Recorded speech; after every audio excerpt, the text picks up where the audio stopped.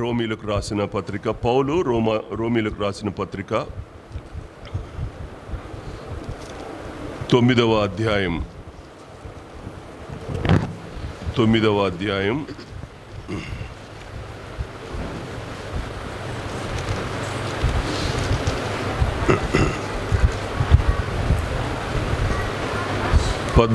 వచనం నుండి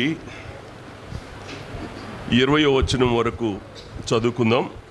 14 నుంచి 20వ వచనం వరకు చదువుకుందాం. కాబట్టి ఏమందుము, దేవుని యందు అన్యాయము కలదా? అట్లనరాదు. అందుకు మోషే, ఇలాగు ఎవరిని కరుణింతునో వారిని కరుణింతును, ఇలాగు చెప్పుచున్నాడు, ఎవరిని కరుణింతునో వారిని కరుణింతును, ఎవని ఎడల జాలి చూపుదునో వాని ఎడల జాలి చూపుదును. కాగా పొందగోరి వాని వలనైనను ప్రయాసపడు వాని వలన అయినను కాదు గాని కరుణించు దేవుని వలననే అగును. మరియు లేఖనము ఫరోతో ఇలాగు చెప్పెను, నేను నీ యందు నా బలము చూపుటకును నా నామము భూలోకమంతటా ప్రచురమగుటకును అందునిమిత్తమే నిన్ను నియమించితిని. కావున ఆయన ఎవరిని కనికరింపగోరునో వానిని కనికరించును, ఎవని కఠినపరచగోరునో వాన్ని కఠినపరచును. అట్లయితే ఆయన చిత్తమును ఎదిరించిన వాడెవడు? ఆయన ఇకను నేరము మోపనేలా అని నీవు నాతో చెప్పుదువు. అవును గాని ఓ మనుష్యుడా, దేవునికి ఎదురు చెప్పుటకు నీవెవడవు? నన్నెందుకు ఇలాగూ చేసితివని రూపింపబడినది రూపించిన వానితో చెప్పునా?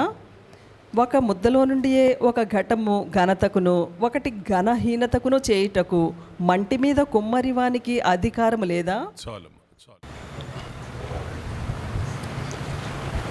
ఈ భాగంలో దేవుని దైవత్వాన్ని ఎలా చూడాలి, ఎలా కనబడుతుంది అనంటే, ఒక వ్యక్తిని దేవుడు ఎంపిక చేసుకున్నప్పుడు ఆయన నీతి వల్లనే చేసుకుంటాడు అనడానికి ఈ భాగం మనకు వర్తించేది.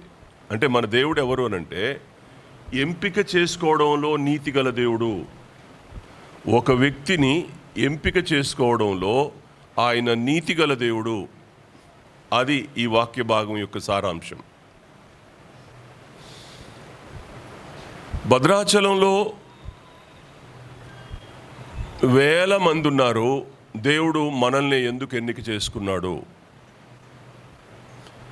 దేవుడు ఒక వ్యక్తిని ఎన్నిక చేసుకునే దగ్గర తన నీతిని ప్రదర్శిస్తాడు.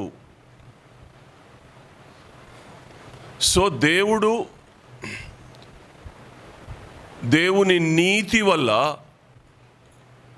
ఆయన పిల్లలం, ఆయన సేవకులం, ఆయన పరిచారకులం, ఆయన స్వాస్థ్యం అనే మాటని మనం మర్చిపోవద్దు. దేవుని ఎన్నికే ఇందుకు కారణం. దేవుని ఎన్నిక ఇందుకు కారణం. అయితే దేవుడు ఎలా ఎన్నుకుంటాడు అనేది ఈ భాగంలో మనం చూస్తున్నప్పుడు చాలా సంగతులు ఇక్కడ మనకు కనబడతాయి. చాలా సంగతులు ఇక్కడ కనబడుతున్నాయి. నేను మీకు జ్ఞాపకం చేస్తాను, చక్కగా వివరించడానికి ప్రయత్నం చేస్తాను. ఒకవేళ ఇలా అంటాను నేను, దేవుడు ఎవరినో ఒకరిని ఎన్నిక చేసుకున్నాడు. చూడండి, అది ఏ వచనం? 14వ వచనం చూడమ్మా. కాబట్టి ఏమందుము, దేవుని యందు అన్యాయం కలదా? అట్లనరాదు. మోషే పాలు ఈ మాట దగ్గర మాట్లాడుతూ ఒక కాన్వర్జేషన్ నడుస్తుంది ఇక్కడ. ఈ కాన్వర్జేషన్లో పౌలు ఏమని చెప్తున్నాడు, రోమా సంఘానికి ఏమని రాస్తున్నాడు అని అంటే, కాబట్టి ఏమందుము, దేవుని యందు అన్యాయం కలదా అన్నాడు. దేవుని యందు అన్యాయం కలదా అన్నాడు. సో దేవుని యందు అన్యాయం కలదా అనే మాటకు మనం ఏమని అర్థం చేసుకోవాలి? దేవుడు అన్యాయస్తుడు అందామా? దేవుడు అన్యాయస్తుడు అందామా? పౌలే అంటున్నాడు, అట్లనరాదు. ఏమన్నాడు? అట్లనరాదు. అందుకు మోషే ఈలాగు చెప్తున్నాడు, దేవుడు అన్యాయస్తుడు కాదు అని చెప్పడానికి మోషే మాట్లాడిన మాటలు మనకి ఇక్కడ కనబడుతున్నాయి. కొంచెం మనసు పెట్టండి. వాక్యం ఎప్పుడైనా మనసు పెట్టడం ద్వారానే అర్థమవుద్ది. మనసు పెట్టకపోతే అర్థం కాదు. నాన్న అజయ్, నేను ఇంకోసారి నీ చేతిలో మొబైల్ చూడొద్దు నాన్న, నేను ఇంకోసారి నీ చేతిలో మొబైల్ చూడొద్దు. చర్చికి వచ్చినప్పుడు మీరు మొబైల్ చూడొద్దు. బైబిల్ తెచ్చుకోండి. రామా అజయ, బైబిల్ తెచ్చుకోండి కానీ మొబైల్ తెచ్చుకోవద్దు. మొబైల్ తెచ్చుకున్నా సైలెంట్ మోడ్లో పెట్టుకోండి, జేబులో పెట్టుకోండి. మీరు బైబిల్ చర్చిలోకి వచ్చిన తర్వాత ఓపెన్ చేస్తే అది చాలా పరమాశయంగా ఉంటుంది. ప్రేమతో చెప్తున్నాను ఈ మాట. రైట్, ఇక్కడికి వస్తాను నేను.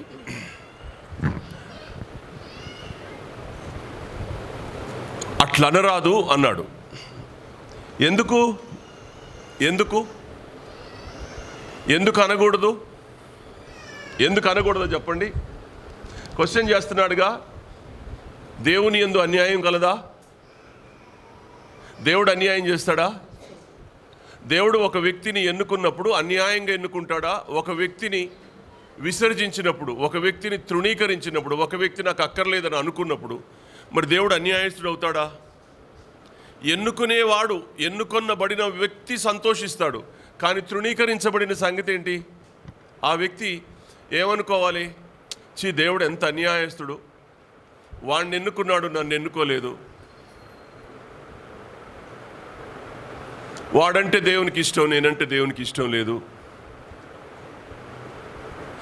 వాడంటే ప్రేమ, దేవునికి నేనంటే ప్రేమ లేదు. ఈ ప్రశ్న వస్తే జవాబు మోషే చెప్తున్నాడు. ఏమని? అట్లని రాదు. ఏమంటాడు? అట్లని రాదు. ఏమంటాడు? అందుకు మోషేతో ఇలాగూ చెప్పుచున్నాడు, ఎవనిని కరుణింతునో వానిని కరుణింతును, ఎవని ఎడల జాలి చూపుదునో వాని ఎడల జాలి చూపుదును. కాగా పొందగోరు నేను చెప్తాలే అట్లనే రాదు అన్నవాడు మోషే ఇలా చెప్తున్నాడని. తర్వాత నేను ఎవరిని కరుణింతునో వాని కరుణింతును, ఎవరిని జాలిపడుదునో వారి ఆ మాట ఏంది? ఎవని కరుణింతునో వాని కరుణింతును, ఎవని ఎడల జాలి చూపుదునో వాని ఎడల నేను జాలి చూపుదును. కాగా పొందగోరు వాని వలనైనను ప్రయాసపడు వాని వలనైనను కాదు కానీ కరుణించు దేవుని వల్లనే అగును అన్నాడు. కరుణించు దేవుని వల్లనే అవును అన్నాడు. ఒక ఎంపిక దేవుని నీతిని బట్టి జరుగుతుంది అని అనుకున్నప్పుడు ఇక్కడ ఒక ఆలోచన మన ముందు ఉంది. ఇక్కడ ఒక ప్రశ్న మన ముందు ఉంది. ఏంటి ఆ ప్రశ్న అంటే, ఒక పవిత్రుడైన దేవుడు అన్యాయం చేస్తాడా అనేది ఒక ప్రశ్న. పవిత్రుడైన దేవుడు, పరిశుద్ధుడైన దేవుడు అన్యాయంగా ఎంపిక చేస్తాడా? దేవుడు న్యాయమూర్తి కదా. న్యాయమూర్తి అన్యాయం చేస్తాడా? ఎన్నడూ అన్యాయం చేయుడు. దేవుడు అన్యాయం చేయుట అసంభవం అని యోబు గ్రంథంలో మనం చూస్తాం. దేవుడు ఎన్నడూ అన్యాయం అనేది చెయ్యడు. దేవుడు ఎప్పటికీ న్యాయవంతుడే. దేవుడు ఎప్పుడూ తన నీతిని బట్టే జరిగిస్తాడు. ఏది పాలనైనా, ఆశీర్వాదమైనా, మరొకటైనా. ఒకడిని తృణీకరించినా, ఒకడిని ఆహ్వానించినా, ఒకడిని దీవించినా, ఒకడిని శపించినా దేవుడు న్యాయంగా చేసే దేవుడే తప్ప అన్యాయంగా చేసే దేవుడు కానే కాదు. ఎంపిక అనేది కేవలం కృపను బట్టి జరిగేది. కేవలం దేవుని కృపను బట్టి ఎంపిక జరుగుద్ది. ఎట్లా పడితే అట్లా జరగదు. ఎలా పడితే అలా ఎంపిక దేవుడు చేసేటట్లయితే దేవుడు అన్యాయస్తుడు అయిపోతాడు. దేవుడు అన్యాయస్తుడు కాడు. దేవుడు ఎప్పుడూ న్యాయవంతుడైన దేవుడే. ఎందుకు ఈ మాట అంటున్నానంటే, దేవుడు నీతిని ఆధారం చేసుకునే ఎంపిక చేస్తాడు. దేవుడు ఎంపిక అనేది నీతిని ఆధారం చేసుకొని చేస్తాడు. దేవుడు కృపను ఆధారం చేసుకొని ఎంపిక చేస్తాడు. ఎందుకు నేను చెప్తాను. నేను ముందు నేను ఈ మాట చెప్తాను. ఎందుకంటే వాక్యం ఏం చెప్తుందంటే, ఒకవేళ దేవుడు నీతిని ఆధారం చేసుకొని, ఇలా అంటాను, ఇంకొక మాట కూడా చెప్తాను. ఒకవేళ దేవుడు నీతిని ఆధారం చేసుకొని, కృపను కాకుండా నీతిని ఆధారం చేసుకొని దేవుడు ఎంపిక చేస్తే, ఆ ఎంపికలు ఎవరు నిలబడతారు? మీకు అర్థమవుతుందా? దేవుడు కృపను బట్టి కాక నీతిని బట్టి దేవుడు ఎంపిక చేసుకున్నాడు అనుకోండి. ఎంతమంది ఎన్నికల్లో నిలబడతారు? ఎవరుండరు. ఎందుకంటే వాక్యం ఏం చెప్తుంది? నీతిమంతుడు లేడు, ఒక్కడు లేడు. సో నీతిమంతుడు లేడు, ఒక్కడు లేనప్పుడు మరి నీతిని ఆధారం చేసుకొని ఒకవేళ దేవుడు ఎంపిక చేసుకుంటే మరి ఒక్కడికైనా రక్షణ వస్తుందా భూమి మీద? కాబట్టి ఒక్కడు కూడా రక్షించబడడు. ఒక్క వ్యక్తి కూడా రక్షించబడే అవకాశమే లేదు. ఒక వ్యక్తి ఇతడు నా కుమారుడు, నా కుమార్తె అనడానికి అర్హతను కోల్పోతారు వాళ్ళు. అందువల్ల దేవుడు నీతిని ఆధారం చేసుకోవడం లేదు, కానీ కృపను ఆధారం చేసుకుంటున్నాడు. దేన్ని? కృపను ఆధారం చేసుకుంటున్నాడు అనే మాట ఇక్కడ జ్ఞాపకం చేస్తూ ఉన్నాను. సో నీతిని వాడతాడు ఆయన, తన నీతిని వాడతాడు. మన నీతి ఏంటి? మురికి గుడ్డ. ఆయన నీతి ఏంటి కదా? ఎక్కడ మాలిన్యం లేనిది, అది పరిశుద్ధమైంది కనుక ఆయన నీతిని బట్టి మనల్ని ఎంపిక చేస్తాడు. అయితే మన నీతిని బట్టి మనల్ని ఒక్కరిని కూడా ఆయన ఎన్నిక చేసుకోడు. దేవుని ఎన్నికలోకి వచ్చే వ్యక్తి దేవుని కృప చేత ఎన్నిక చేయబడుతున్నాడు అనే మాట ఇక్కడ నేను ఖచ్చితంగా జ్ఞాపకం చేస్తున్నాను. మీరు చూడండి, 1-2 వచనాలు మీకు గుర్తు చేస్తాను. నిర్గమాకాండం 33వ అధ్యాయం, నిర్గమాకాండం 33వ అధ్యాయం 19వ వచనం. నిర్గమాకాండం 33వ అధ్యాయం 19వ వచనం. ఆయన నా మంచితనమంతయు నీ ఎదుట కనపరిచెదను, యెహోవా అను నామమును నీ ఎదుట ప్రకటించెదను. నేను కరుణించు వాణ్ణి కరుణించెదను, ఎవని యందు కనికర పడిదెనో వాని యందు కనికర పడిదెను అనెను. మళ్ళీ అదే చెప్తున్నాడు. ఆ మాట ఇక్కడ రాస్తున్నాడు పౌలు. ఆ మాటని ఎత్తిపట్టి ఇక్కడ రాస్తున్నాడు. నిర్గమాకాండం 32-33 అధ్యాయాల్లో జరిగిన సంఘటన అంతా జ్ఞాపకం చేసుకుంటూ దాన్ని రిపీట్ చేసి పౌలు నేడు రోమా సంఘానికి ఉత్తరం రాస్తున్నాడు. ఈ రోమా సంఘానికి ఉత్తరం రాసేటప్పుడు మోషే కాలంలో జరిగిన ఆ సంఘటనను ఎత్తిపట్టాడు. ఇక్కడ ఎత్తిపట్టినప్పుడు ఎవరైనా మానవ చిత్తం వల్ల దేవుని సంకల్పంలోకి వస్తాడా అంటే కాదు. దేవుడు సంకల్పిస్తేనే ఆయన సంకల్పంలోకి వస్తాడు. మన చిత్తం వల్ల రాదు. మనం ఎంత గింజుకున్నా, తలకాయ కిందకు పెట్టి కాళ్ళు పైకి పెట్టి తపస్సు చేసినా, మీకు అర్థమైందా? మనం తల కిందకు పెట్టి కాళ్ళు పైకి పెట్టి తపస్సు చేసినా మన చిత్తం వల్ల ఏది జరగదు. దేవుని సంకల్పం వల్ల మాత్రమే జరుగుద్ది దేవుని ఎంపిక.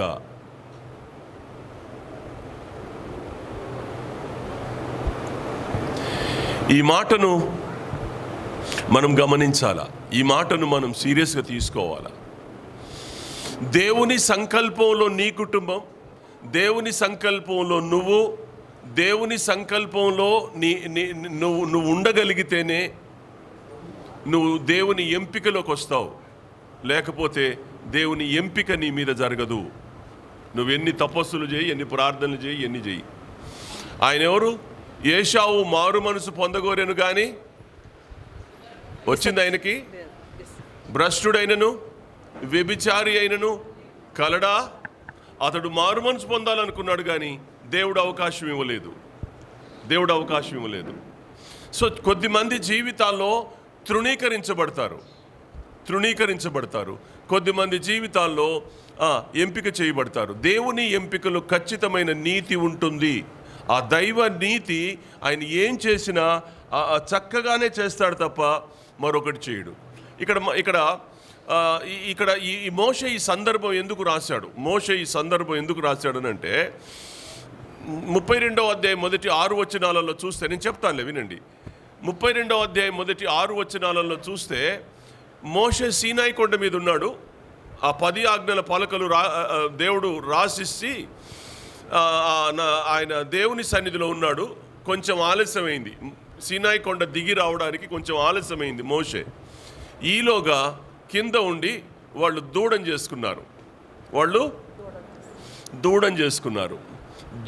చేసుకొని వాళ్ళు విగ్రహారాధన అనే దైవ విరోధమైన కార్యంలో వాళ్ళు కృంగిపోయారు. వాళ్ళు యాక్చువల్గా దేవుని పిల్లలు, వాళ్ళు అబ్రహాం సంతానం అయినంత మాత్రాన వాళ్ళు ఏం చేస్తే అది రైటా అంటే కాదు. ఏం చేస్తే అది దేవుడు ఒప్పుకోడు. వాళ్ళు దూడం చేసుకొని దూడని యెహోవా దేవుడు అన్నాడు. దూడని చేసుకొని యెహోవా దేవుడు అంటే దేవునికి ఆకారం ఎలా పెడతాం మనం?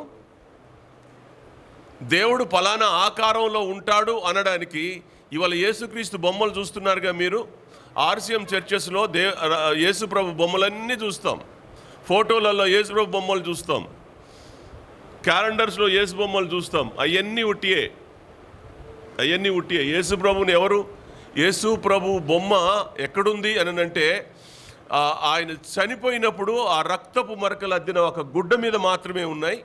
దాన్ని బేస్ చేసుకొని రకరకాల బొమ్మలు తయారు చేసుకొని ఇవాళ ఈయన యేసుప్రభు అని యేసుప్రభు బొమ్మలు పెట్టుకుంటున్నారు. కానీ యేసుప్రభు కూడా సరి అయినటువంటి ఆయన ఫేస్ని సరిగ్గా రికగ్నైజ్ చేసేవాడు ఇంతవరకు రాలా.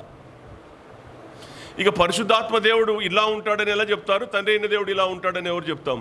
అది ఎవరికి సాధ్యం కాదు. అది మనుష్య కుమారుడిగా వచ్చిన దేవుని ముఖాన్నే ఒక గుడ్డ మీద ఆయన రక్తపు మరకలు అంటితే అది ఓ చోట అంటింది, ఓ చోట అంటలా. ఓ చోట అంటింది రక్తం, ఓ చోట అంటలా. రక్తం ఎక్కడ అంటిందో అక్కడ మాత్రమే ఆ గుడ్డ అద్దుకుంది. మరి మిగతా భాగం ఇలా ఉంటాడు అని ఎలా షేప్ చేస్తాం కదా? కనుక అదన్నీ కాదు. మీరు ఇప్పుడు ఆర్సీఎం క్యాలెండర్లో బొమ్మలు చూస్తున్నారుగా మీరు.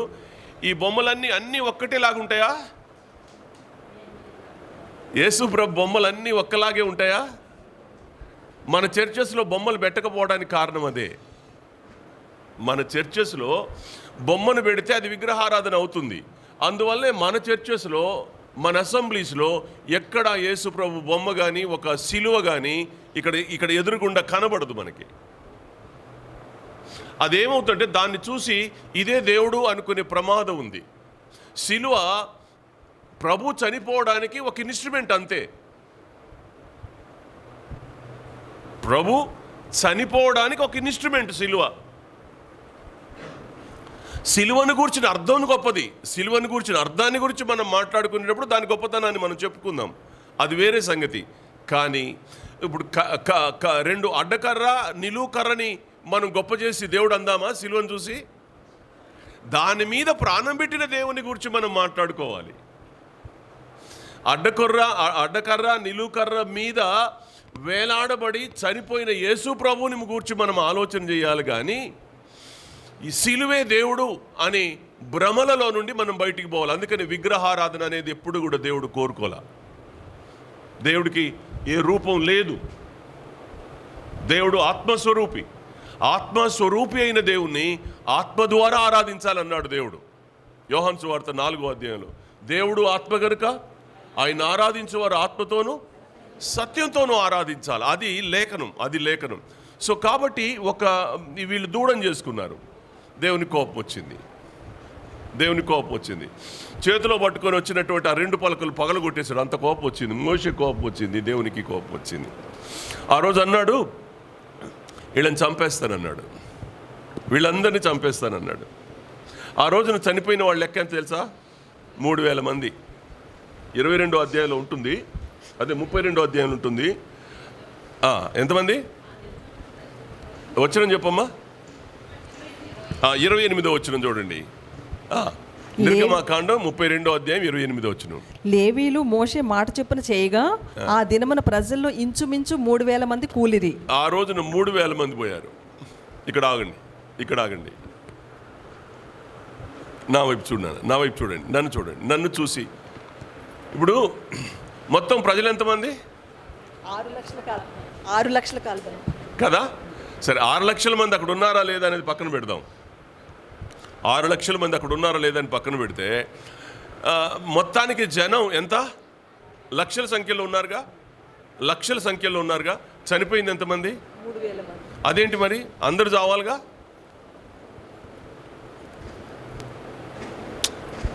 అందరూ దాన్ని దేవుడు అన్నారుగా.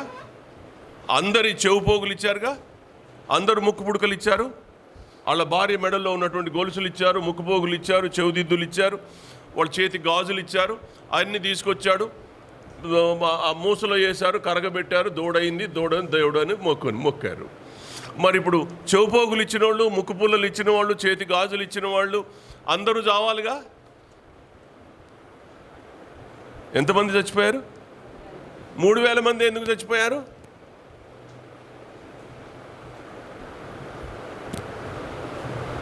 గుర్తుపెట్టుకోండి, ఒక పాపానికి ప్రేరణ అనేది ఒకటి ఉంటుంది.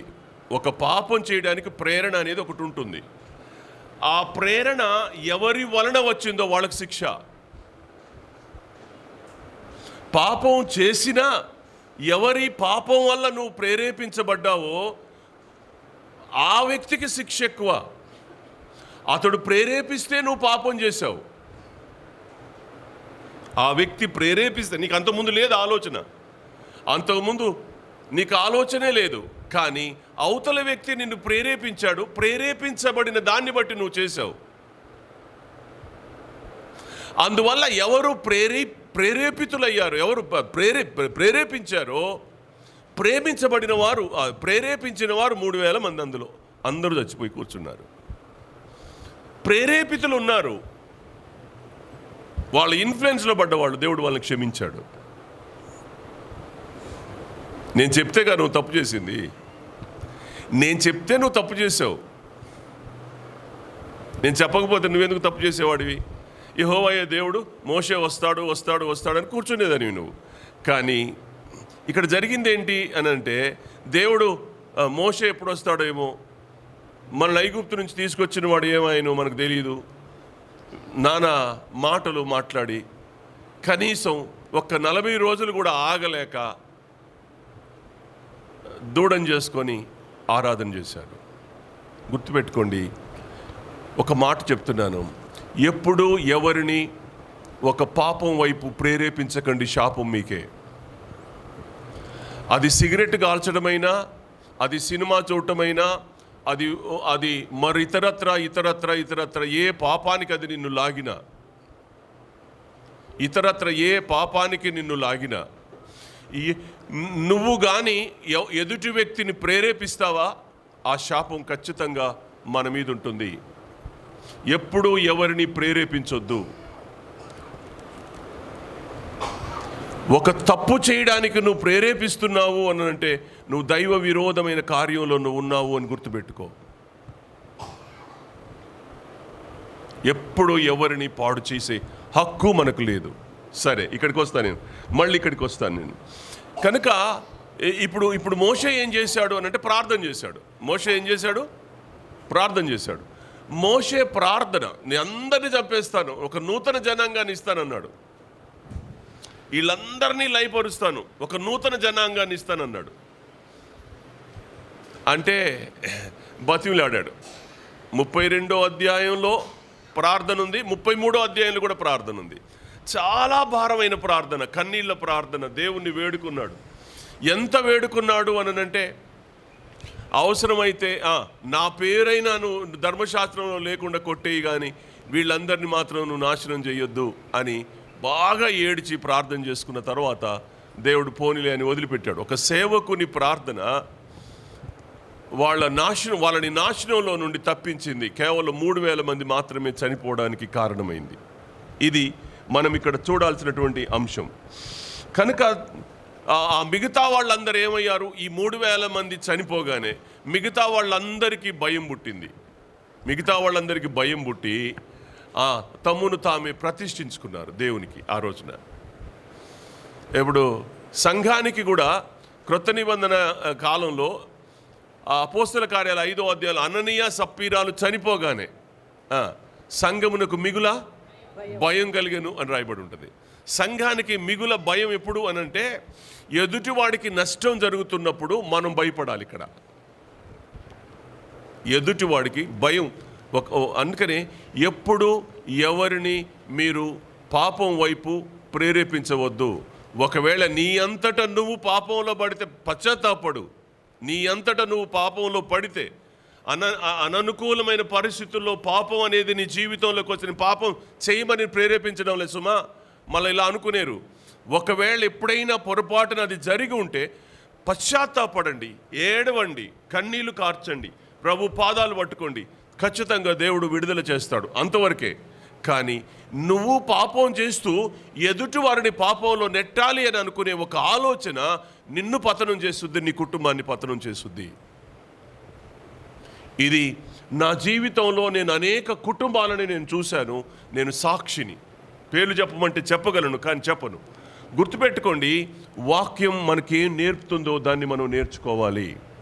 ఒక సేవకుని ప్రార్థన, ఆ రోజున మోషే ప్రార్థన వలన 3,000 మంది మాత్రమే భయంకరంగా వాళ్ళు చనిపోయారు, కానీ మిగతా వాళ్ళందరూ తర్వాత పశ్చాత్తాపడ్డారు, ప్రతిష్ఠించుకున్నారు, దేవుని బిడ్డలుగా కొనసాగారు.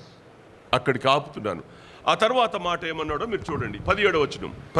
మరియు లేఖనము ఫరోతో ఇలాగు చెప్పెను, నేను నీ యందు నా బలము చూపుటకును నా నామము భూలోకమందంతటా ప్రచురమగుటకును అందు నిమిత్తమే నిన్ను నియమించితిని. ఇప్పుడు ఒక సంగతి గుర్తుపెట్టుకుందాం, ఒక సంగతి మనం ఆలోచన చేద్దాం. ఇక్కడ ఒక ఎంపిక అనేది దేనికోసం, ఒక ఎంపిక అనేది దేనికోసం జరుగుతుంది? ఇక్కడ రాస్తాడైనా, లేఖనం ఫరోతో ఇలాగ చెప్పెను, నేను నీ యందు నా బలం చూపుటకును నా నామం భూలోకమందంతటా ప్రచురం చేయుటకు అందు నిమిత్తమే నిన్ను నియమించితిని. అంటే ఇప్పుడు ఫరో రాజరికంలోకి రావడానికి ఎవరి నియామకం? దేవుని నియామకం. రాజులను తన చిత్తవృత్తి చొప్పున నీటి కాలువల వలె త్రిప్పగలవాడు, ఆయన తిప్పగలిగిన దేవుడు. ఇవాళ మోదీ గారు భారతదేశంలో ప్రధానమంత్రిగా ఉన్నాడంటే ఎవరి నియామకం? మన దేవుని నియామకం. అది వాళ్ళు ఒప్పుకున్నా ఒప్పుకోకపోయినా ఇదే నిజం. ఆయన భూరాజులను నియమించగలిగిన దేవుడు, ఆయన భూరాజులను నియమించగలిగిన దేవుడు. ఆ రోజున ఫరోను కూడా నియమించింది దేవుడే. కానీ ఫరో దేవుణ్ణి లెక్క చేశాడా? ఎందుకు ఫరోను దేవునికి విరోధయ్యాడు? ఎందుకు ఫరో దేవునికి శత్రువయ్యాడు? ఎందుకు ఫరో ఇశ్రాయేలు ప్రజలకు విరోధయ్యాడు? కానీ దేవుని ఆలోచనకు, దేవుని సంకల్పానికి విరోధంగా లేచి నిలబడిన వ్యక్తి ఫరో. నేను అందుకనే ఈ ఇద్దరు వ్యక్తుల్ని మీ ముందు ఉంచాలని ఆశపడతా ఉన్నాను. ఇప్పుడు దేవుడు ఎవరినైనా, నిన్నైనా నన్నైనా, మనల్ని దేవుడు ఎంపిక చేసుకున్నాడు కదా. ఈ ఎంపిక దేని కొరకు? ఇక్కడ రాస్తాడు, నేను నీ యందు నా బలము చూపుటకు నా నామం భూలోకమందంతటా ప్రచురపరచుటకు అందు నిమిత్తమే నేను నిన్ను నియమించితిని. ఒక ఎంపిక ఎందుకు అనంటే ఆయన నామం నీ ద్వారా లోకంలోకి ప్రచురం చేయబడాలి. నీ ద్వారా ఆయన పరిశుద్ధ నామం, ఆయన బలం లోకంలో ప్రచురం చేయబడాలి. ఆయన బలాన్ని మనం ఎక్కడ చూసాం? యేసుక్రీస్తు బలాన్ని క్రైస్తవ సంఘం ఎక్కడ చూసింది? ఎక్కడ? సిలువలో, పునరుద్ధానంలో. సిలువ మీద కాదు, సిలువ మీద బలహీనుడై ప్రాణం పెట్టాడు, కానీ పునరుద్ధానుడైనప్పుడు ఆయన శక్తిని లోకం చూసింది. దేవుడు బలహీనుడు కాదు. ఇక్కడ దేవుడు బలహీనుడు అనే మాటను నేను వాడకూడదు. ఎందుకు అంటే ఆయన్ని బలహీనునిగా మార్చి చంపారు, ఒక శరీర సంబంధిగా. ఆత్మలో బలవంతుడు, ఆత్మలో శక్తివంతుడు మన ప్రభువైన యేసు. ఆ శక్తి లేకపోయి ఉంటే శిలువలో ప్రాణమే పెట్టి ఉండేవాడే కాదు. ఆయనకే శక్తి లేకపోతే 3వ దినాన పునరుద్ధానుడై లేచి పరలోకానికి వెళ్ళుండేవాడు కాదు. ఇవాళ పునరుద్ధాన సువార్త మనకు అందకపోయి ఉంటే ఈ రోజున మనం ఎవరం కూడా రక్షించబడి ఉండేవాళ్ళం కాదు. ఆ శిలువ, ఆయన పునరుద్ధాన శక్తి ఈ రోజున మనందరినీ రక్షించడానికి సమర్థవంతమైంది ఆ శక్తి. అందుకని అన్నాడు, నా బలము చూపుటకు నా నామం భూలోకమందంతటా ప్రచురం చేయబట్టుకు ఇందు నిమిత్తమే కదా నేను నిన్ను నియమించాను అంటాడు. దేవుని నియామకంలో బాధ్యతను దేవుడు మనకు అప్పగిస్తున్నాడు. దేవుడు నిన్ను ఎన్నుకున్నాడు భూమి మీద అని అంటే నువ్వేదో ఒక పని చేయాలి దేవుని కొరకు. దేవుని కొరకు ఏ పని చేయకుండా కాళ్ళు ముడుచుకొని ఇంట్లో కూర్చునేవాళ్ళు రేపు దేవునికి లెక్క అప్పగించాల్సిన పరిస్థితి వస్తుంది. రండి, ఇప్పుడు ఎవరెవరు ఉన్నారు ఇక్కడ? మనకు మోషే కనబడుతున్నాడు, ఫరో కనబడుతున్నాడు. వీళ్ళిద్దరిని ఎగ్జాంపుల్గా తీసుకున్నాడు ఇప్పుడు దేవుడు. వీళ్ళిద్దరిని ఎగ్జాంపుల్ పెడుతున్నాడు. ఫరోని ఎగ్జాంపుల్గాను మోషేని ఎగ్జాంపుల్గా పెడతా ఉన్నాడు. పెట్టినప్పుడు మోషే యూదుడు, ఫరో అన్యుడు. మోషే ఎవరు? యూదుడు. ఫరో ఎవరు? అన్యుడు. ఇద్దరు పాపం చేశారా? ఫరో మాత్రమే పాపం చేశాడా? మీరే చెప్పాలి. ఫరో పాపం చేశాడా, మోషే పాపం చేశాడా? చెప్పాలి. మోషే పాపం చేశాడా, ఫరో పాపం చేశాడా? అయ్యో ఏంది బిడ్డ, మళ్ళీ అడగనా? మోషే పాపం చేశాడా, ఫరో పాపం చేశాడా? లివి దెబ్బలు పడతాయి నీకు అసలు. వా, మిమ్మల్ని ఏం చేయాలి అసలు నాకేం అర్థం కావట్లా. ఫరో పాపం చేశాడా, మోషే పాపం చేశాడా? అవ్వా,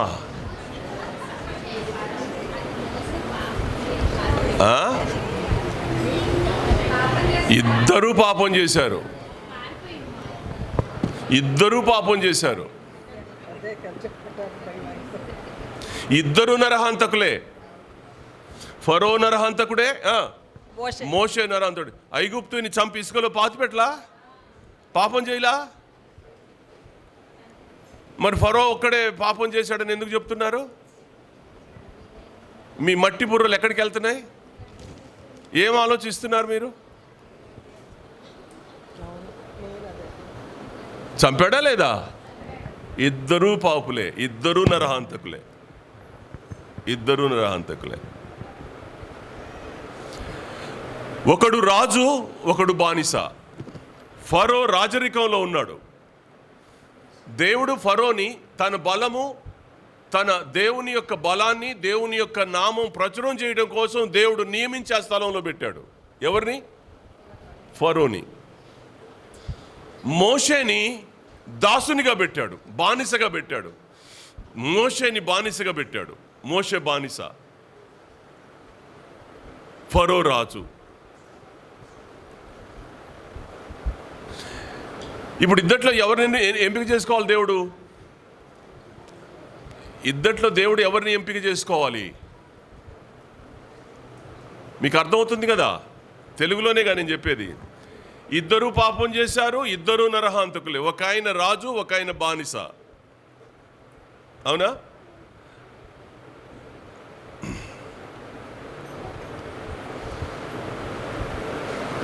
ఇప్పుడు ఇద్దట్లో దేవుడు ఎవరినో ఒకరిని ఎన్నిక చేసుకోవాలనుకో, ఎవరిని ఎన్నిక చేసుకోవాలా?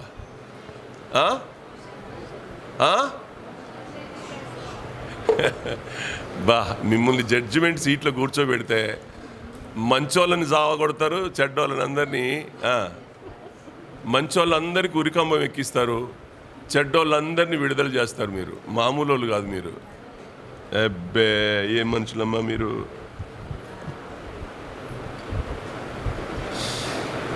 ఐగుప్తు దేశంలో మోషే అద్భుతాలు చూశాడు, ఫరో అద్భుతాలు చూశాడు. మోషే అద్భుతాలు చూశాడు, దేవుడు చేసిన అద్భుతాలు మోషే చూశాడు, ఫరో చూశాడు. అయితే ఎవరు రక్షించబడ్డారు? మోషే రక్షించబడ్డాడు, ఫరో నాశనం అయ్యాడు. ఎందుకు? దేవుని ఎంపికలో పక్షపాతం ఉందా? ఎట్లా చెప్తున్నారు? మళ్ళీ అదే మాట నేను అడిగేది. ఎలా చెప్తారు మీరు? ఎందుకు మోషేనే దేవుడు ఎన్నుకున్నాడు? ఎందుకు ఫరోని నాశనం చేశాడు, మోషేని రక్షించాడు? ఇద్దరు పాపులే, ఇద్దరు నరహంతకులే. పైగా అతడు రాజు, ఇతడు బానిస.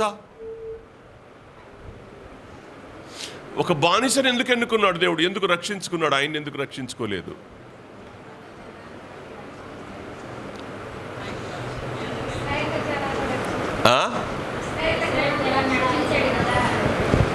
సరే, మీ మనసులో పెట్టుకోండి, మీ మనసులో పెట్టుకోండి. నేను చెప్పేస్తాను. మీ మనసులో ఏముందో ఎన్ని మనసులో పెట్టేసుకోండి, ఆలోచన చేయండి. ఎప్పుడైనా ఒక వాక్యం వచ్చినప్పుడు ఆలోచన, మీ అంతటి మీరు ఆలోచన చేసుకోవడం నేర్చుకుంటే ఆ ధ్యానం అనేది పెరుగుద్ది. దేవుని మీద మమకారం పెరుగు, దేవుని మీద గౌరవం పెరుగుద్ది. దేవుని మీద గౌరవం పెరిగి దేవుణ్ణి ఆరాధన చేసే ఆరాధికులుగా మారుతారు మీరు. అందుకని ఎప్పుడు ధ్యానం ఉండాలి మైండ్లో. ఆదివారం నాడు విన్నామనంటే మళ్ళీ ఆదివారం నాడు వచ్చి కూర్చునే మీకు ఇక మోషే పాపం చేశాడా, ఫరో పాపం చేశాడా అని అంటే మీకు తెలియలేదనంటే మిమ్మల్ని ఏమనాలో నాకేం అర్థం కావట్లా. మేడగది ప్రార్థన సహవాసంలోని విశ్వాసులు మోషేకు ఫరోకు ఉన్న తేడా కూడా తెలియట్లేదు అనే ఒక దాన్ని జడ్జిమెంట్ ఎలా చేస్తాను నాకు తెలియదు. ఇక అంతే, ఇంక నేనేం చెప్పలేను. ఇక ఇది మీ అంతటా మీరే గుర్తు చేసుకోండి.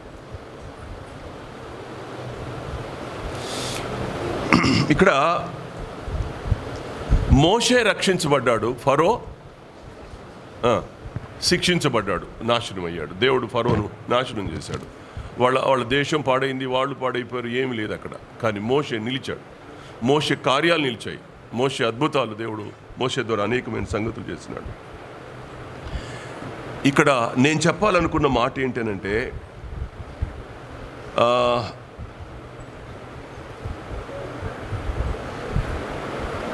రెండు చిన్న తేడాలు చెప్తాను నేను మీకు.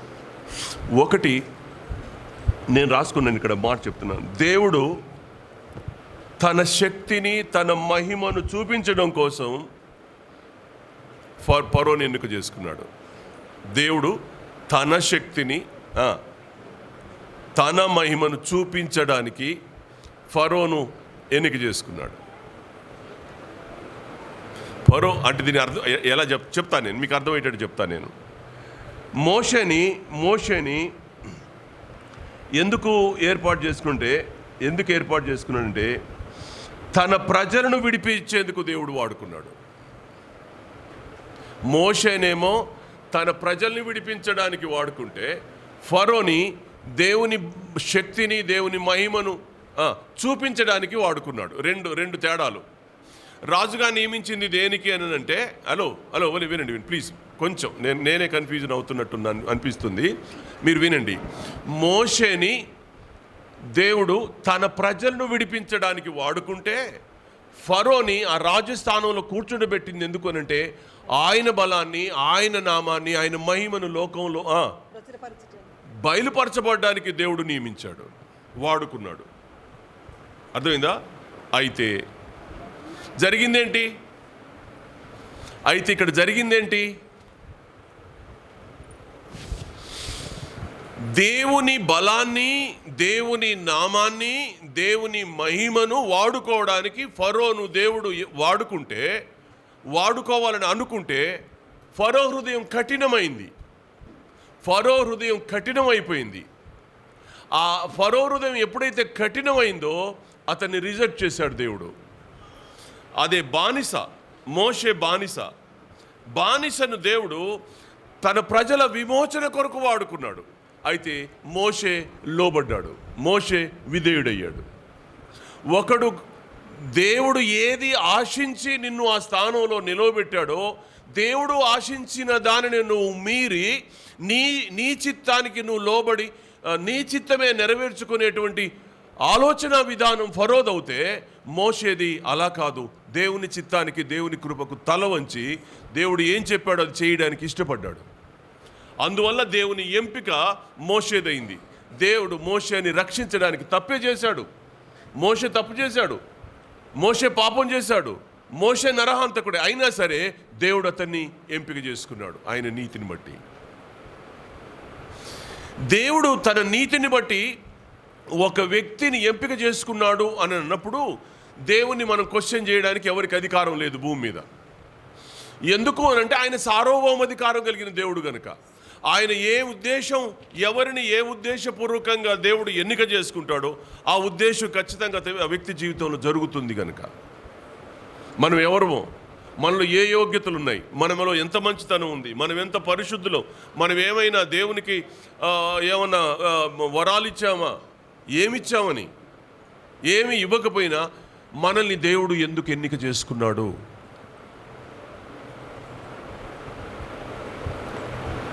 ఎందుకు నువ్వు దేవునికి కావాలంటే ఆయన సంకల్పం, ఆయన సార్వభౌమ అధికారం నిన్నేం చేసిందనంటే ఎంపిక చేసుకోవడానికి కారణమైంది.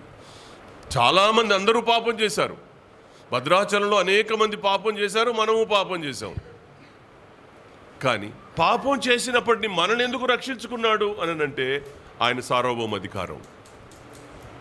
దేవుని సార్వభౌమ అధికారాన్ని మనం ఎవరు ధిక్కరించడానికి వీలు లేదు.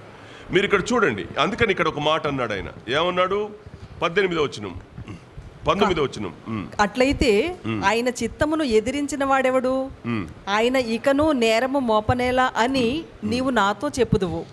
అవును గాని ఓ మనుషుడా, దేవునికి ఎదురు చెప్పుటకు నీవెవడవు అంటాడు. దేవునికి ఎదురు చెప్పడానికి నువ్వెవరు? నువ్వు అనొచ్చు ఇక్కడ, ఇద్దరు పాపం చేశారు కదా, మోషేని ఎందుకు రక్షించాడు, ఫరోని ఎందుకు శిక్షించాడు అని అడుగుతాం కదా జనరల్గా. అంటే దేవుడు అన్యాయస్తుడా? దేవుడు తప్పు చేశాడా? దేవుడు తప్పు చేస్తాడా? దేవుడు ఎన్నడూ తప్పు చేయడు. దేవుడు ఎప్పుడు న్యాయవంతుడే, ఎప్పుడు న్యాయవంతుడే.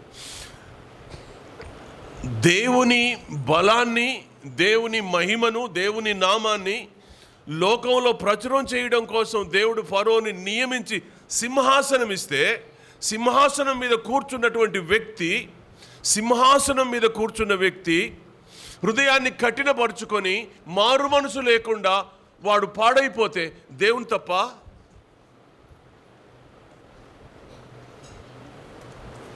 ఫరోను రాజుగా చేసే దగ్గర దేవుని ఎంపిక ఉంది. దేవుడే ఫరోను రాజుగా చేశాడు. దేవుని నియామకం అది. దేవుడు నియమించాడని రాయబడి ఉంది బైబిల్లో.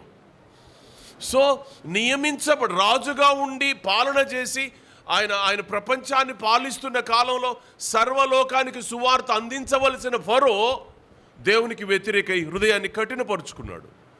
దేవుడు తనకిచ్చిన అవకాశాలన్నిటినీ పోగొట్టుకున్నాడు. ఆ కారణం చేత అతడు శిక్షించబడ్డాడు, అతడు శపించబడ్డాడు, అతడు నాశనం చేయబడ్డాడు. కానీ మోషే అలా కాదు.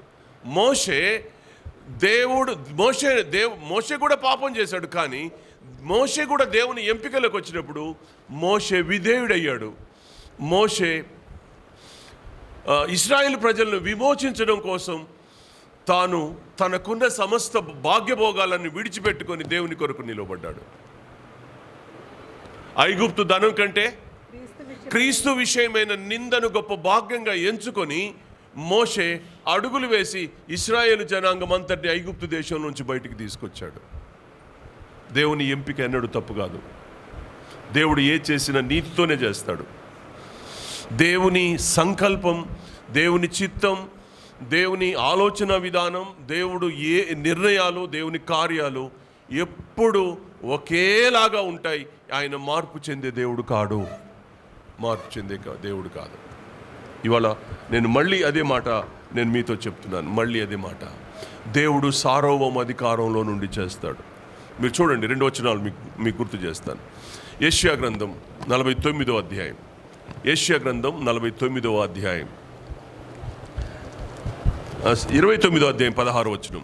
29వ అధ్యాయం 16వ వచనం.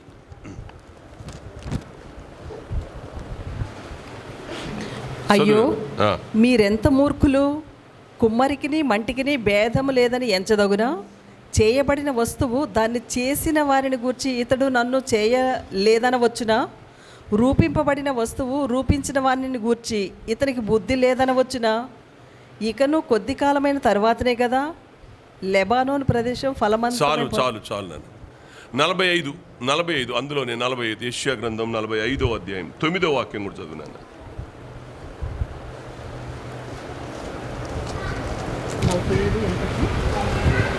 9. మంటికుండ పెంకుల్లో ఒక పెంకయ్యుండి తన్ను సృజించిన వానితో వాదించు వానికి శ్రమ.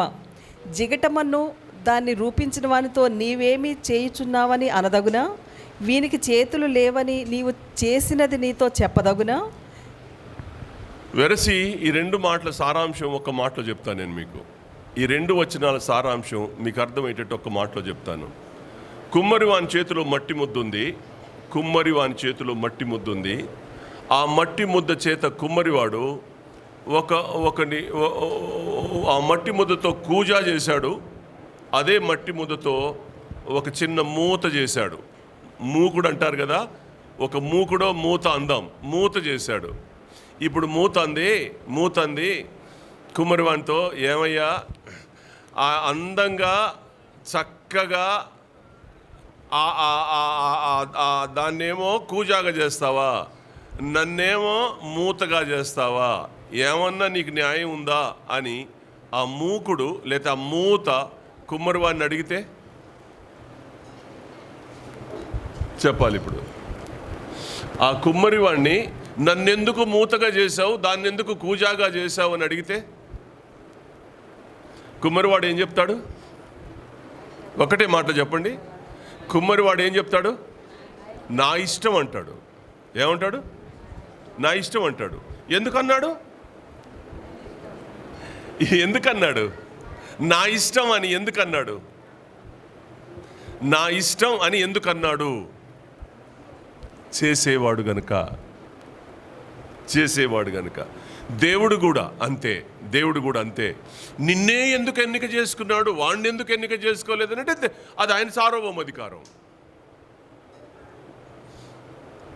యోబు గ్రంథం 33 అధ్యాయాలు అంటాడు, నరుల శక్తికి మించినవాడు అని రాయబడి ఉంది. అతడు నరుల శక్తికి మించినవాడు దేవుడు. మనమేదో ఆలోచన చేసి మనల్ని ఎందుకు ఎంపిక చేసుకున్నాడని మనం ఆలోచన చేయక్కర్లా. దేవుని ఎంపికలో ఉన్నందుకు భాగ్యవంతుడిగా భావించి దేవుని ఆరాధన చేయాలి. దేవుని ప్రణాళికలు, దేవుని సంకల్పంలో దేవుడు నిన్ను ప్రత్యేకంగా ఎన్నుకున్నాడు కనుక నువ్వు దేవుణ్ణి ఆరాధన చేయాలా. ఎక్కడో బురదలోను, లోకంలోను, పాపంలోను కూరుకుపోతున్న నిన్ను రక్షించి విమోచించాడు చూడు, దాని కొరకు నువ్వు దేవుణ్ణి ఆరాధన చేయాలా. నేను మరో మాట చెప్తా. మీకు ఇక్కడ మరో మాట చెప్తాను. నేను మీకు మంచి మాట చెప్తాను, మీరు వినండి. ఇక్కడ ఒకవేళ అందరూ రక్షించబడితే, ఒకవేళ అందరూ నశిస్తే, ఒకవేళ అందరూ రక్షించబడితే, ఒకవేళ అందరూ నశిస్తే, సరే ఒకవేళ అందరూ నశించారనుకోండి, నాశనం అయ్యారనుకోండి, జరిగేదేంటి? ఏమంటారు అప్పుడు? అందరూ నశిస్తే ఏమంటారు? దేవుణ్ణి ఏమంటారు? దేవుడు అందరినీ చంపితే దేవుణ్ణి ఏమంటారు? సాతాను దేవుని మీద ఏం నెపం మోపుద్ది? ప్రేమ లేనివాడివయ్యా నువ్వేం దేవుడివి? ప్రేమ లేని దేవుడివి, అందరినీ చంపుతున్నావేందయ్యా నువ్వేం దేవుడివయ్యా? నీకంటే నేను నయమయ్యా అంటున్నాడు. ఎవరు అంటాడు? అందరినీ చంపుకుంటూ పోతే ఏమంటాడబ్బా? లేదు అందరినీ రక్షించాడు అనుకోండి, అప్పుడేమంటాడు?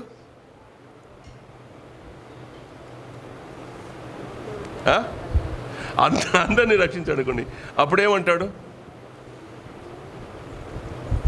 ఏమయ్యా వీళ్ళందరూ పరిశుద్ధులేనా? ఏమయ్యా వీళ్ళందరూ నీకులాగా అందరూ పరిశుద్ధులేనా? అందరూ పవిత్రులేనా? పవిత్రులు కాని వాళ్ళందరినీ రక్షించావేంటి? అలా అంటాడు. అప్పుడు ఏమవుతుందంటే దేవుని పవిత్రత తృణీకరించబడుద్ది, దేవుని ప్రేమ తృణీకరించబడుద్ది. నీ చేత దేవుని ప్రేమ తృణీకరించబడొద్దు. నీ చేత దేవుని పవిత్రత తృణీకరించబడొద్దు. ఎవరు దేవుని ప్రేమ చేత దేవుని పవిత్రతను కాపాడుకుంటారో వాళ్ళు దేవుని ఎంపికలో ఎప్పుడుంటారు? దేవుని ఎంపికలో వాళ్ళు నిలవబడతారు. అందుకనే పవిత్రంగా ఉండడానికి ప్రయత్నం చేసేవాళ్ళు, ప్రేమించడానికి ప్రయత్నం చేసేవాళ్ళు దేవుని కొరకు దేవుడు ఎంపిక చేసుకొని నిలబెడతాడు. అది మనకు తెలియదు. మనం పవిత్రంగా ఉంటున్నామా ఉండబోతున్నామా మనకు తెలియదు. మనం దేవుణ్ణి ప్రేమిస్తామా ప్రేమించకపోతే అప్పటికప్పుడు మనకు తెలియదు. కానీ దేవునికి తెలుసు. అంతరింద్రియాల్ని పరిశోధించే దేవునికి నువ్వు పుట్టక ముందే తెలుసు. నువ్వు తల్లి గర్భంలో రూపించకబడక ముందే నువ్వెవరో దేవునికి తెలుసు. నువ్వు పుట్టిన తర్వాత ఎలా అవుతావో, ఏమవుతావో, ఏం జరుగుద్దో నీ జీవితం అంతా ఆయనకు తెలుసు గనక దేవుడు తన సార్వభౌమ అధికారంలో నుండి నాకు ఈ అమ్మాయి కావాలా, నా ఎంపికలో నాకు ఈ అమ్మాయి నా కుమార్తె, ఈ అబ్బాయి నా కుమారుడు, ఈ కుటుంబం నాది అని దేవుడు ఎంపిక చేసుకుంటాడు. ఈ ఎంపిక శ్రేష్టమైన అనుభవాన్ని చూపించేది. ఈ ఎంపిక లోకంలో అనేక జాతుల వాళ్ళు ఉన్నారు, కానీ ఇశ్రాయేలీయులను ఎందుకు ఎంపిక చేసుకున్నాడు? ఆనాడు ఫరో ప్రపంచాన్ని ఏలుతున్న కాలంలో దేవుడు ఇశ్రాయేలు ప్రజల్ని ఎందుకు విడిపించాడు? దేవుని సంకల్పంలో, దేవుని సార్వభౌమ అధికారంలో, దేవుని ఆలోచనలో అబ్రహామును బట్టి ఆ జనాంగం ఉంది కనుక వాళ్ళు నడిపించుకుంటూ వచ్చాడు. కాబట్టి నాకు ఏమనిపిస్తుంది ఈ మాటలు చెప్పేటప్పుడు అనంటే, ఇంత అల్పులము, ఇంత భాగ్యులము, ఇంత పాపానికి అలవాటు పడిన మన జీవితాలలో ఎందుకు దేవుడు మనల్ని ఎంపిక చేసుకొని రక్షించి విమోచించి తీసుకొచ్చి తన పిల్లలుగా చేసుకున్నాడు? మనలాంటి దౌర్భాగ్యుల కొరకు ఎందుకు కలువరి శిలువలో ప్రాణం పెట్టాల్సి వచ్చింది? ఎందుకు శిలువలో ప్రాణం పెట్టి చనిపోయి 3వ దినాన పునరుద్ధానుడై లేచి మళ్ళా మన కోసం ఇంకా ప్రార్థన చేస్తానే ఉన్నాడు? విజ్ఞాపన. ఎందుకు ఇదంతా అనంటే, మనందరినీ నిత్య రాజ్యంలో స్థిరపరచడం కోసం. దేవుడు ఉట్టిగానే మనల్ని ఏర్పాటు చేసుకోవాలా? ఫరోని ఏర్పాటు చేసుకున్నాడు, కానీ ఫరో దాన్ని చేయలేకపోయాడు. మోషేని ఏర్పాటు చేసుకున్నాడు, మోషే చేయగలిగాడు. నువ్వు నేను దేవుని ఎంపికలోకి వచ్చాం. ఇద్దరిని ఎన్నుకున్నాడు దేవుడు. ఫరోని ఎన్నుకున్నాడు, మోషేని ఎన్నుకున్నాడు. కానీ ఫరో ఫెయిల్ అయ్యాడు, మోషే సక్సెస్ అయ్యాడు. ఇవాళ నన్ను కూడా దేవుడు పిలిచాడు. మనం దేవుని ఎన్నికలో ఉన్నాం. నువ్వు సక్సెస్ అవుతావా, నువ్వు ఫెయిల్ అవుతావా, అది నీ చేతిలో పని. దేవుని నువ్వు నిజంగా ఆరాధించే వ్యక్తిత్వంలోకి నువ్వు మారుతావా, దేవుని తృణీకరించే వ్యక్తిత్వంలోకి నువ్వు మారుతావా, అది నీ చేతిలో పని, ఎవరి చేతిలో పని కాదు. దేవుణ్ణి ఆరాధించే వ్యక్తి తాను ఏమై ఉన్నాడో తనకు తెలిసి ఉండాలి. నేను మొదట దేవుని చేత ఈ లోకం అనే పాపంలో నుంచి నేను విమోచించబడ్డాను. నా విమోచన కార్యమైన కుమారుడైన క్రీస్తు శిలువలో ప్రాణం పెట్టడానికి జరిగింది అని నువ్వు పరిపూర్ణంగా నమ్మగలిగిన రోజున, నమ్మి దాన్ని విశ్వసించి దాని వంకను చూసి ఆయన పునరుద్ధాన శక్తి మీద మనసు పెట్టగలిగితే నీవు, నీ కుటుంబం ఆశీర్వాదకరంగా ఉంటుంది. ఆయన ఆరాధించే వ్యక్తులుగా నువ్వు మారుతారు. మీ రక్షణ గురించి, మీ ఎంపికను గురించి, దేవుని నీతి ఎంత గొప్పగా పనిచేసిందో మీరు ఆలోచన చేయండి. మన నీతి మురికి గుడ్డ, యెషయా గ్రంథంలో ఉంది కదా, మన నీతి మురికి గుడ్డ, కానీ దేవుడు తన నీతి వలన మనల్ని నీతిమంతులుగా చేసుకోవడానికి దేవుడు మనల్ని ఎన్నిక చేసుకున్నాడు అనే మాట మీ హృదయంలో ఒక చిన్న తలంపైన మీకు వస్తే, దేవా ఇలాంటి పాపినైన నన్ను, ఆ రోజున ఫరోకు ఛాన్స్ ఇచ్చావు, పోగొట్టుకున్నాడు. ఈరోజు నేను కూడా పోగొట్టుకోను. నేను నీ కుమారుడిగా, కుమార్తెగా నేనుండి నిన్ను ఆరాధిస్తాను అని మనల్ని మనం దేవునికి సమర్పించుకోగలిగితే నిజమైన ఆరాధన ప్రభు కొరకు మనం చేయగలుగుతాం. తలలు వంచండి, ఆరాధన చేసుకుందాం.